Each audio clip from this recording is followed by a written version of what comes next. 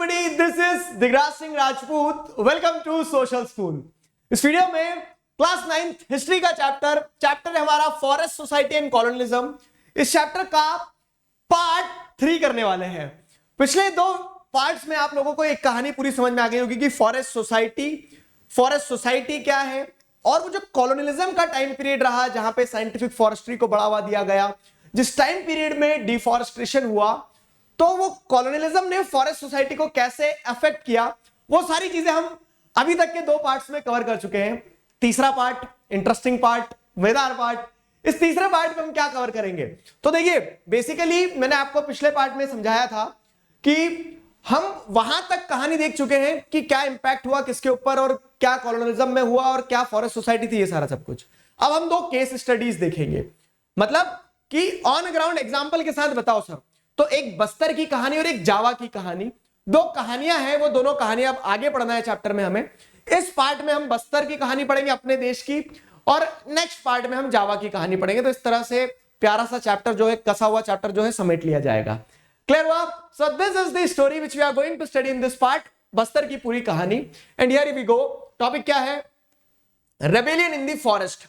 Rebellion in the forest से क्या तात्पर्य है? तो अभी तक जितना पढ़ा है वो पूरी थ्योरी थी, अब 2 एग्जांपल्स हैं। तो 2 एग्जांपल्स में रेबेलियन इन द फॉरेस्ट में what to understand by the heading. देखो, मैंने आपको हमेशा समझाया है, एक बार फिर बताता हूं, क्या कि मात्र हेडिंग समझ लेने से आपका आधा काम समझ में आ जाता है। थ्योरी सब्जेक्ट्स में जो टॉपिक स्टार्ट होता है तो जो हेडिंग दी रहती है ना, उस हेडिंग को अगर आप समझ लोगे कि हेडिंग क्या कॉन्टेक्स्ट देना चाह रही है, तो वो कॉन्टेक्स्ट आपको समझ में आ गया कि किस स्थिति को दर्शाना चाहिए, तो आपको आधी चीजें समझ आ जाती है। तो रेबेलियन इन द फॉरेस्ट में यही बताया गया है कि जो अभी तक हमने देखा कि फॉरेस्ट सोसाइटी थी, फॉरेस्ट सोसाइटी कॉलोनियलिज्म के टाइम पीरियड में जब कॉलोनियल पावर्स आई, तो कॉलोनियल पावर्स ने किसी ना किसी तरह से फॉरेस्ट सोसाइटीज को अफेक्ट किया। तो फॉरेस्ट सोसाइटीज ने क्या किया? या तो लोगों ने अपना जॉब बदल लिया, या तो लोगों ने क्या करना स्टार्ट किया कि छोटे मोटे रेबेलियन करना स्टार्ट किए। तो रेबेलियन इन फॉरेस्ट में वही बताया गया है कि during the colonialism forest society at times reacted in revolt, and that is the part, बागी हो गए। तो वो रेबेलियन इन फॉरेस्ट वो कंटेक्स्ट है हेडिंग का। तो what to understand by the heading? तो what can be the reason for rebellion? Heading से समझ में आया कि हाँ, लोगों ने रिवॉल्ट भी किया। ठीक है, अब लोगों ने रिवॉल्ट क्यों किया? क्योंकि उन्हें पता था उनकी लाइवलीहुड, उनका जो कस्टमरी राइट्स थे वो सारे सब कुछ वायलेट हो रहे थे। उनके लाइवलीहुड, उनके कस्टमरी राइट्स, ये सारी चीजें वायलेट हो रही थी, इसी कारण लोगों ने हथियार उठाए। क्लियर? तो in many parts of India and across the world forest communities rebelled against the changes that were being imposed on them. तो आप इंडिया की बात कर लो या फिर रेस्ट ऑफ द वर्ल्ड की बात कर लो, बहुत सारे पार्ट में अलग अलग जगह आपको क्या देखने को मिलता है, बहुत सारे पार्ट में अलग अलग जगह आपको देखने को मिलता है कि कम्युनिटीज जो है तो दे रेबेल्ड अगेंस्ट द कॉलोनियल पावर्स।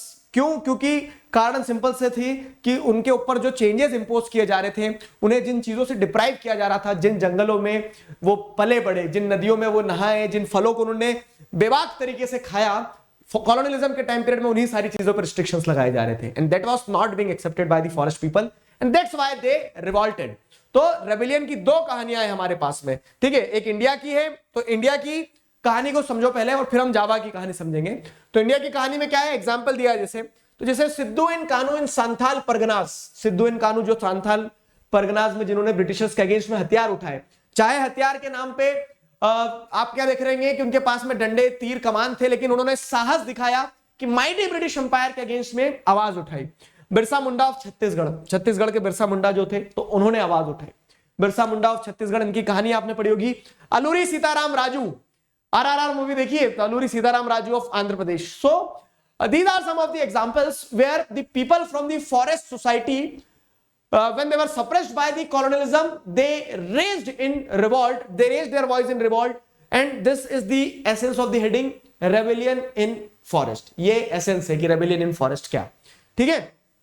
तो they all rebelled because of the suppression, injustice and atrocities over them, and most important reason for their rebellion was interference in their forest culture and life। और ये सभी लोगों ने जब आवाज उठाई तो बहुत कॉमन रीजन जो रहा आवाज उठाने का, वो बहुत कॉमन रीजन आवाज उठाने का क्या रहा कि उनकी लाइफ में इंटरफेरेंस हुआ। किनकी? फॉरेस्ट सोसाइटी के लोगों की लाइफ में इंटरफेरेंस हुआ। किस कारण से? कॉलोनियल रूल्स के चलते। ठीक है, तो जैसे यहां पे एग्जांपल में वो दिया गया, and one such rebellion which took place in the kingdom of Bastar in 1910। Kingdom of Bastar ये कौन सी किंगडम है? ठीक है, तो किंगडम ऑफ बस्तर मतलब क्या कि उस समय पे आप क्या देखोगे, आजादी मिली नहीं थी, उस समय पे राजा रजवाड़े हुआ करते थे, तो वैसे ही आप क्या देखने को मिलता है आपको, जो आदिवासी किंगडम्स थी, जो ट्राइबल कम्युनिटीज के कबीले हुआ करते थे, तो one such kingdom was the kingdom of Bastar. 1910 का कहानी है, 1910 का मतलब 1910 का कंटेक्स्ट है। उस स्थिति में बस्तर के जो कह सकते हैं ट्राइब्स थे, उन्होंने आवाज उठाई against colonial rule, against colonial people. Why, when, where, how, ये सारी चीजें आपको समझाता हूं मैं। कंटेक्स्ट समझ में आ गया ना, तो अब सारी चीजें समझ में आ जाएगी। देखो क्या, तो ये पीपल ऑफ बस्तर, अगर बस्तर के लोगों की बात करें तो बस्तर है कहां? छत्तीसगढ़ एक राज्य है। इंडिया में मध्य प्रदेश मतलब एकदम सेंट्रल में, उसके बाजू में छत्तीसगढ़, तो ये आपको छत्तीसगढ़ ऐसे देखने को मिल जाएगा। ठीक है, छत्तीसगढ़। अब छत्तीसगढ़ में अगर आप साउथ की तरफ जाओगे, छत्तीसगढ़ में अगर आप साउथ की तरफ जाओगे तो आपको देखने को मिलेगा बस्तर। छत्तीसगढ़ में सदर्न साइड में आपको देखने को मिलेगा बस्तर। तो अब ये जो बस्तर है, यहां पे आप क्या देख रहे हो कि बस्तर जो है पूरा का पूरा, इस बस्तर में क्या होता है, located in the southern most part of Chhattisgarh, borders Andhra Pradesh, Odisha and Maharashtra. Andhra Pradesh, Odisha, Maharashtra को बॉर्डरिंग एरिया से कवर करता है। जैसे महाराष्ट्र टच हो रहा है, आंध्र प्रदेश टच हो रहा है, ओडिशा टच मतलब ओडिशा टच हो रहा है, आंध्र प्रदेश टच हो रहा है। ये उसकी लोकेशन है, ये बस्तर की लोकेशन है। ज्योग्राफिकल लोकेशन अगर देखें तो सेंट्रल पार्ट जो है बस्तर का, इट इज अ प्लेटू।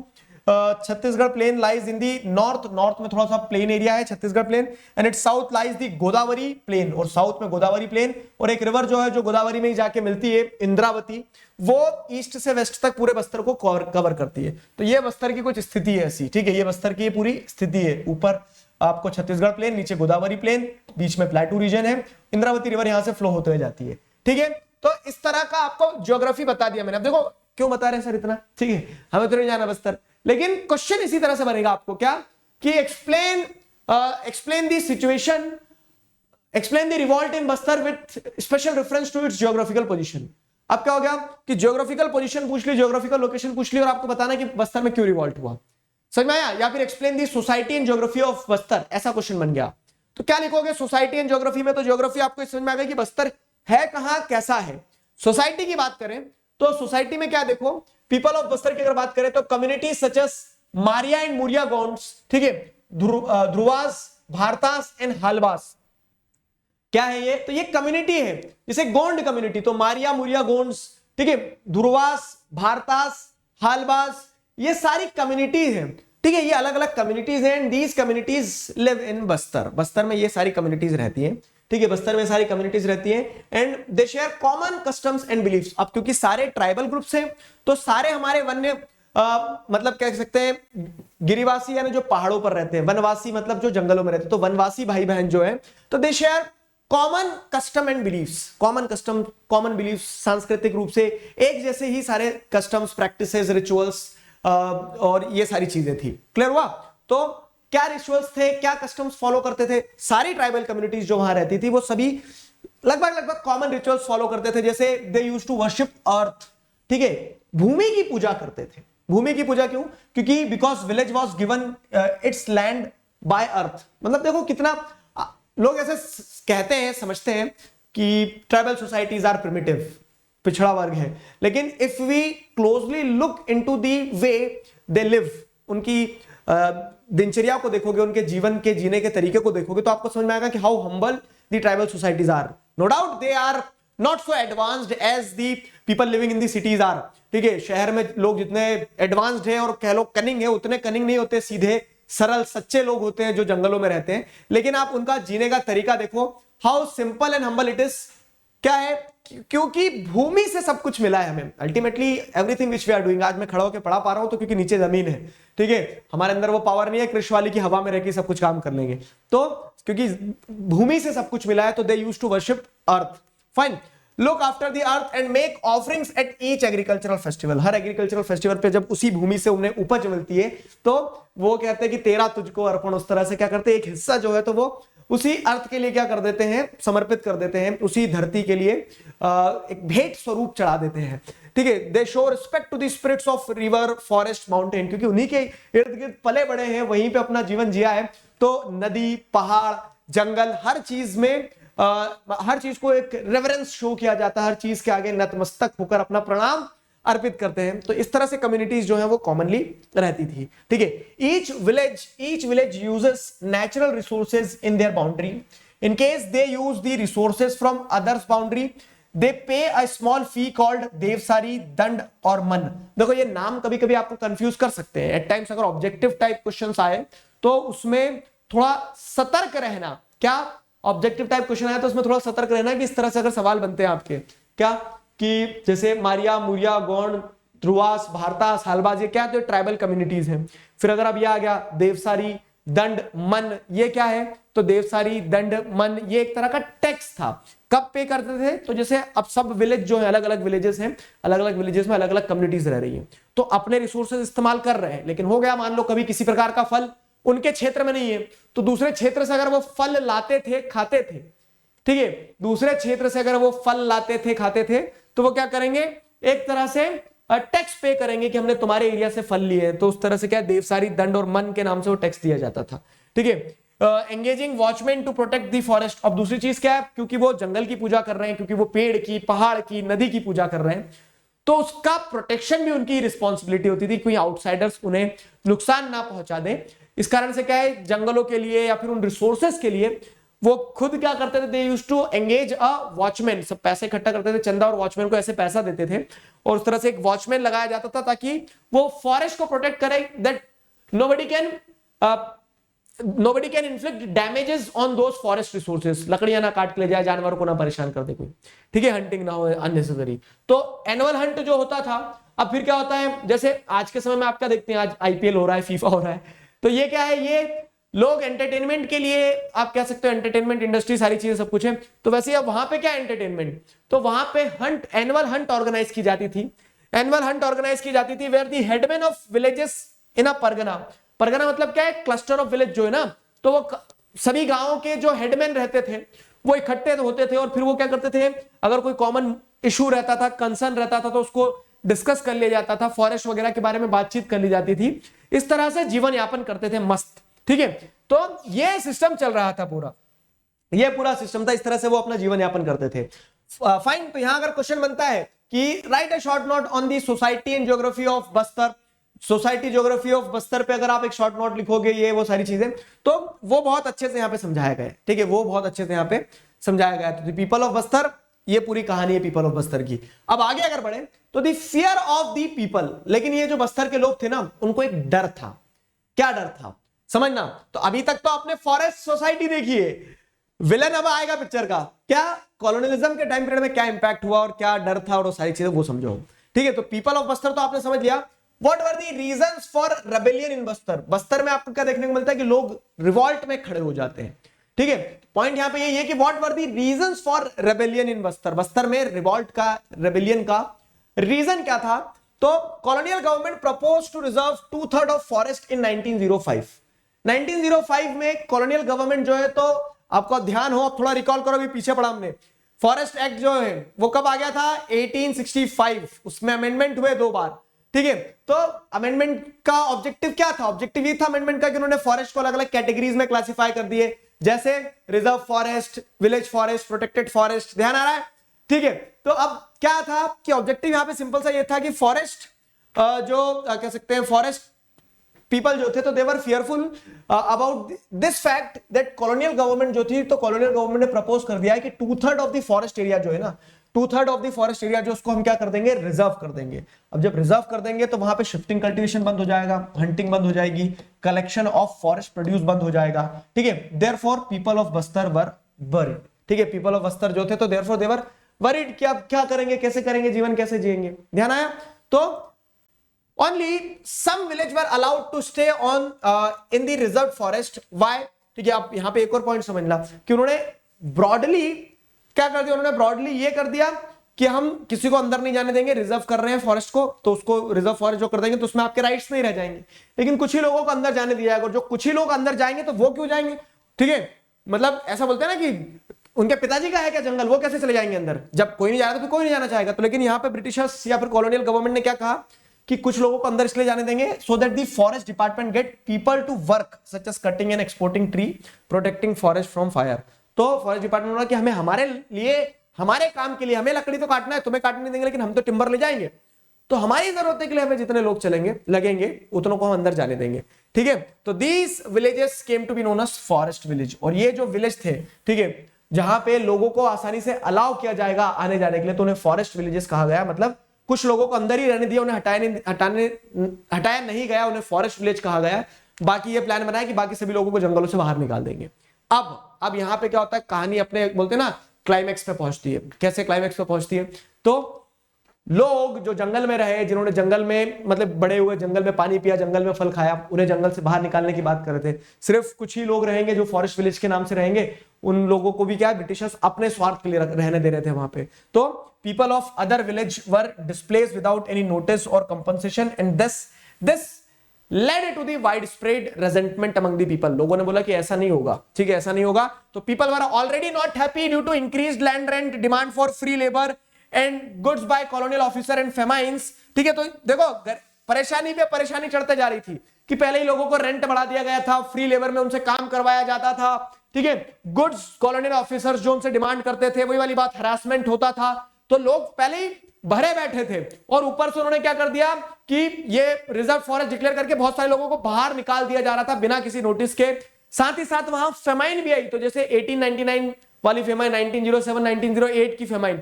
तो अब लोगों ने बोल दिया कि दी रेजेंटमेंट इज दी ओनली वे, अब सिर्फ विद्रोह ही एकमात्र रास्ता रह गया है, अब हमें बागी होना ही पड़ेगा, ठीक है। और इसी के चलते क्या होता है, इसी के चलते फिर लोग रेबेलियन में खड़े हो जाते हैं। People started revolting. कैसे लोग रिवॉल्ट करते हैं समझो यहां पे, तो discussion over the issue, headman and the priest of several villages eight public places, ठीक है।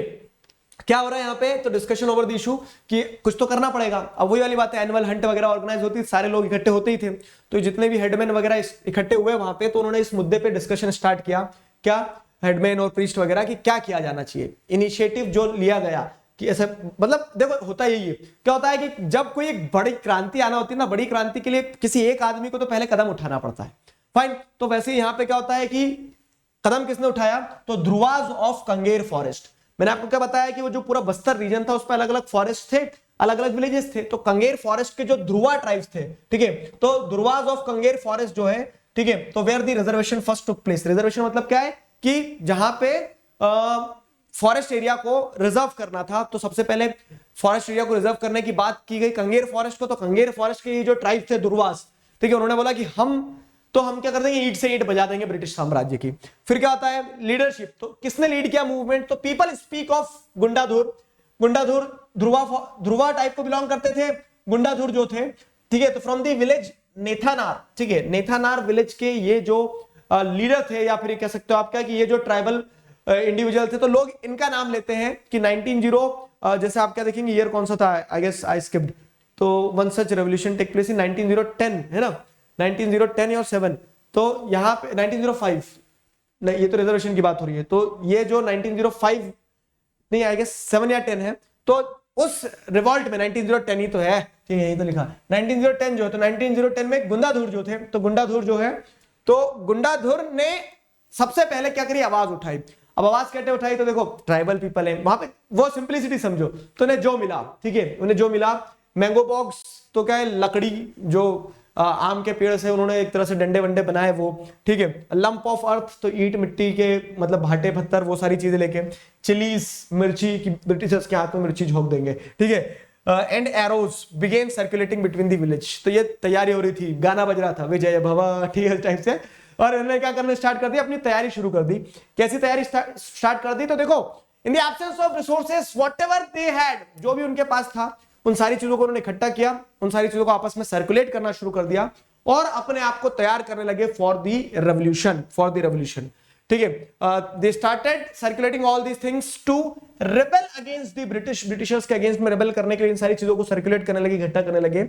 Every village contributed something to the rebellion expenses. हर गांव, जैसे कंगेर फॉरेस्ट से स्टार्ट हुआ, लेकिन बस्तर रीजन में जितने भी छोटे छोटे गांव थे, ट्राइबल विलेजेस थे, सब ने अपने अपने स्तर पर जो हो सकता था कोऑर्डिनेशन इंश्योर किया, और बोला कि ब्रिटिशर्स की ईंट से ईंट बजाना है हमें, ठीक है। And finally there was an outbreak, ठीक है। फिर आपको अल्टीमेटली वहां पे एक आउटब्रेक देखने को मिलता है। Bazaars were looted, the houses of officials and traders, schools and police stations were burned and robbed, the grain redistributed. तो अल्टीमेटली रेवोल्यूशन ब्रेकआउट हो जाता है। मारा पीटी होती है, ठीक है, बाजार वगैरह को लूट लिया जाता है, जो जितने भी ब्रिटिश इंस्टीट्यूट्स थे या फिर कह सकते हैं जो ब्रिटिश सिंबल्स थे उन पे हमला हो गया और लोगों ने एक तरह से क्या कर दिया, एक तरह से विद्रोह मचा दिया ट्राइबल कम्युनिटीज ने, ठीक है। तो विलियम वर्ड्स ऑब्जर्वेशन, तो एक ब्रिटिश ऑफिशियल थे, इन्होंने क्या ऑब्जर्व किया उस टाइम पीरियड में देखो तो from all directions came streaming into Jagdalpur police, merchants, forest peons, school masters and immigrants. मतलब ये सारे कौन लोग हैं जो कहीं ना कहीं गवर्नमेंट के साथ एसोसिएटेड है।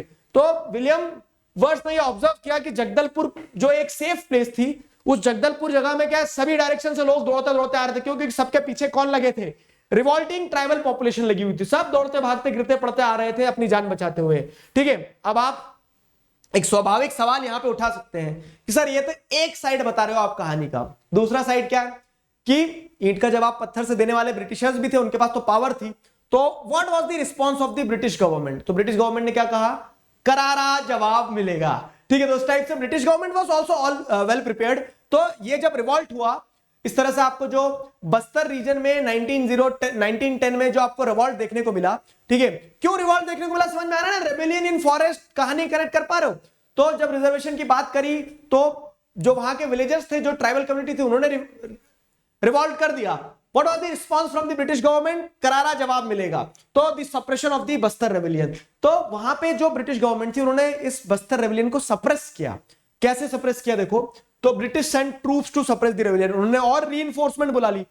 उतने ही पुलिस वाले जो बस्तर रीजन में थे उनको तो पीट पाट दिया था ट्राइबल्स ने, लेकिन फिर क्या उन्होंने और रीइंफोर्समेंट बुलाई, बाहर से और ट्रूप्स बुलाई, ब्रिटिश एम्पायर में बहुत सारी ट्रूप्स, ठीक है। तो British sent troops to suppress the rebellion, British surrounded their camps and fired upon them, तो उनको चारों तरफ से घेर लिया ट्राइबल पॉपुलेशन को। वो एक उनके पास वो रहता ना हॉकिंग मशीन टाइप से, वो उसमें चिल्ला चिल्ला हमने तुम्हें चारों तरफ से घेर लिया है, ठीक है, भागने की कोशिश मत करना, तो वैसे ही है। तो British surrounded their camps and fired upon them, तो उनके ऊपर फिर ठाए ठाए करके गोलियां चली, ठीक है। Punishing all those who participated in rebellion, जिन जिन लोगों ने रेबेलियन में पार्टिसिपेट किया उन लोगों को पनिश किया गया। Most villagers were deserted as people fled into the jungle, और अधिकतर फिर गांव जो है तो गांव पे जा जाके तो घेराबंदी करी, जैसे कंगेर फॉरेस्ट से रेवोल्यूशन स्टार्ट हुआ तो उसको घेरा होगा ब्रिटिश ट्रूप्स ने, तो फिर लोग क्या गांव छोड़ छोड़ के और जंगलों में अंदर की तरफ भागते चले गए, क्योंकि वो तो उन्हीं जंगलों में पले बड़े हैं ना। तो इस तरह से क्या हो गया, most villages were deserted as people fled into the jungles within 3 months,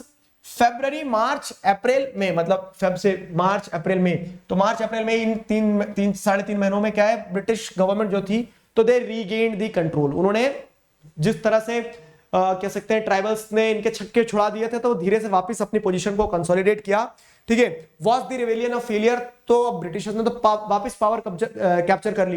तो क्या रेबेलियन एक तरह का फेलियर रहेगा, तो no, rebellion was not a failure. Why? Because rebellion was the victory for rebels. What were the reasons why you are saying कि rebellion was not a failure? कारण समझो उसका कि because British did not manage to capture Gundadhur, मतलब एक तरह से क्या है कि उनका जो बॉस था ना, तो वो बॉस क्या कह रहा था, गुंडाधुर क्या कह रहा था, हम अभी जिंदा है, हमें पकड़ नहीं पाए, जब तक तुम लीडर को नहीं पकड़ पाओगे तब तक मैच कैसे खत्म होगा, ठीक है। तो इस तरह से rebellion was a victory for the rebels because British did not manage to capture Gundadhur, the reservations were temporarily suspended and the area to be reserved was reduced to रफली half of that plan before 1910। तो 1910 के पहले जितने area को reserve करने की बात करते तो उसका आधा ही एरिया फिर रिजर्व किया गया, रिजर्वेशंस को टेम्पररीली सस्पेंड किया गया, मतलब उन्हें भी डर लगा ना कि यार लोग बहुत मारते हैं ट्राइबल्स भी, ठीक है। तो इस तरह से क्या होता है, तो this was rebellion was not a failure because somewhere or the other the rebels were managed to get their demands through the British government, ठीक है। तो उन्होंने ब्रिटिश गवर्नमेंट्स के थ्रू अपनी डिमांड को तो मनवा ही लिया था। आया समझ में? तो बस्तर रेबेलियन ऑफ 1910, तो इस तरह से घूम रहे हैं, बचा रहे हैं, पकड़ रहे हैं, वो सारी चीजें, ठीक है। लेकिन मतलब हैप्पी एंडिंग अभी नहीं हुई है। जो रेबेलियन इन फॉरेस्ट है ना, that was just the one part, one side of the forest society. आज भी आप देखोगे तो struggle of people of Bastar does not and here. The practice of keeping people out of the forest and reserving them for industrial use continued after independence also. आज भी आप देखेंगे जैसे बहुत सारा क्षेत्र है जहां पे क्या है, बहुत सारा फॉरेस्टेड ट्रैक है, एरिया है जहां पे लोगों को बाहर निकल के वो फॉरेस्ट को रिजर्व कर दिया जाता है, और रिजर्व इसलिए किया जाता है ताकि उन फॉरेस्ट के रिसोर्सेज को इंडस्ट्रियल पर्पज से यूज किया जा सके। तो ट्राइबल कम्युनिटीज का यहां पे यही आर्गुमेंट रहता है क्या, कि व्हाई वी हैव टू पे फॉर दी इंडस्ट्रीज, वो इंडस्ट्रीज चला रहे हैं, वो पैसा कमा रहे हैं, कमाओ खूब कमाओ, हमें कोई दिक्कत नहीं, लेकिन हम क्यों कॉस्ट पे करें उसकी? हम तो सिंपल ये चाह रहे हैं कि ये हमारा घर है, ये जो छत्र छाया बनती है पेड़ों की छांव में, हम वहां रहना पसंद करते, तुम हमें वहां से क्यों निकाल रहे हो? तो वो समस्या सिर्फ ब्रिटिश गवर्नमेंट तक सीमित नहीं थी, आज भी आपको प्रॉब्लम देखने को मिलती है। कैसे? तो 1970 में वर्ल्ड बैंक का एक प्रपोजल था। बोलोगे वर्ल्ड बैंक हमारी कंट्री में नाक क्यों घुसा रही है? तो हमने क्योंकि लोन वगैरह लिए, तो वर्ल्ड बैंक ने क्या प्रपोजल रखा कि 4600 हेक्टर ऑफ नेचुरल साल फॉरेस्ट जो है ना, उसको रिप्लेस कर दिया जाएगा ट्रॉपिकल पाइन से। अब ट्रॉपिकल मतलब वही है साइंटिफिक फॉरेस्ट्री, एक पेड़ को काट के दूसरे तरह के पेड़ लगाएंगे। क्यों? ये पेड़ आपके रिश्तेदार है क्या? रिश्तेदार नहीं है। ये ट्रॉपिकल पाइन जो रहेगा, तो इससे हम क्या कर लेंगे? पेपर इंडस्ट्री के लिए पल्प ऑब्टेन कर लेंगे, पेपर इंडस्ट्री के लिए पल्प ऑब्टेन कर लेंगे। तो दिस वाज द कंसर्न कि अब पेपर इंडस्ट्री के लिए पल्प चाहिए, और उसके चक्कर में तुम क्या कर रहे हो? पूरे के पूरे पेड़ काट दे रहे हो। तो again against this local environmentalist protested and project was stopped. तो अब यहाँ पे ट्राइबल्स तो उस तरीके से प्रचंड तरीके से खड़े होकर नहीं आए हथियार लेके, लेकिन लोकल एनवायरमेंटलिस्ट वगैरह जो थे with the support of tribal groups, no doubt, ठीक है, उन लोगों ने प्रोटेस्ट किया और इस प्रोजेक्ट को स्टॉप किया गया। Similar story of struggle can be seen in Indonesia also. ठीक है, तो ये हमने हमारे केस की, मतलब हमारी कंट्री का केस देखा। ठीक है, ऐसा ही केस आपको जावा में भी देखने को मिलेगा। मैंने बताया ना कि चैप्टर में आपने पूरा थ्योरी पढ़ा, एग्जांपल में एक आपने इंडिया का बस्तर की कहानी देखी। ठीक, इसी तरह का स्टोरी, इस तरह का स्ट्रगल, ठीक है, कि फॉरेस्ट सोसाइटी ने कॉलोनियलिज्म से क्या सफर किया और कैसे आवाज उठाई, वो आपको इंडोनेशिया जावा के केस में भी देखने को मिलता है। तो वो हम यहां समझते हैं।